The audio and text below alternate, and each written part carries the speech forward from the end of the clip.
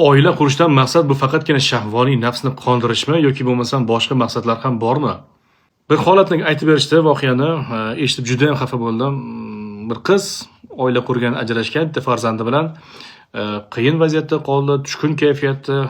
Mana shu holatda uni onasi majburlab turib bir insonga nikohlab beradi. Majburlab. Qizni qarshiligiga qaramasdan. Rozi bo'lmasang oq qilaman, ko'k qilaman degan gap so'zlar bo'lganda va nikohiga olgan erkak orada biroz ko'rinib turgan, assalomu alaykum deb kelgan va yo'q, hozir tak tugi bilan yo'q. O'rtada kelin homilador bo'ldi, farzand dunyoga keldi.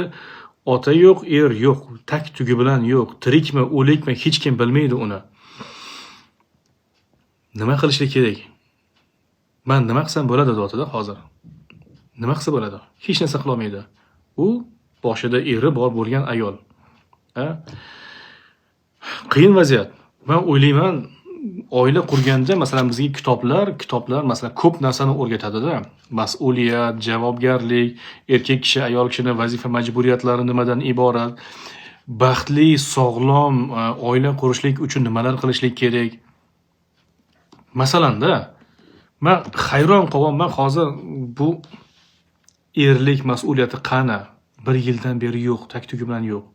Otalik mas'uliyati qani? Bolam o'zi tirikmisan, yaxshimisan deydigan odam qani-da? Men eshitib juda ham xafa bo'ldim va iltimos qilaman, onalar, hurmatli onalar, majburlab turib qizingizni uzatmang unaqa. Majburlamang. Ha, biroz qiyin bo'ladi, tushkun kayfiyatlar bo'ladi, odam o'ziga kelib olishligi unga vaqt kerak. Qizimni baxtli qilaman deb turib mutlaqo hozir qanday holatga tushirib qo'yganimizni o'zimiz bilganmizmi, his qilyapmizmi? Biz oilalarda sog'lom muhit bo'lsin, hamma bir-birini yaxshi ko'rsin, bolalar masalan yaxshi muhitda katta bo'lsin deb harakat qilyapmiz, lekin insonlar o'zlari ham harakat qilishlik kerak-da. Menimcha biz ko'proq o'zimiz ham o'qishligimiz kerak va farzandlarimizga ham o'qitishligimiz kerak. Oila qurish arafasidagi bolalarga majburiy qilishlik kerak deb o'ylayman-da, kitob o'qishni. Busiz masalan bizning oilalarimiz buzilaveradi.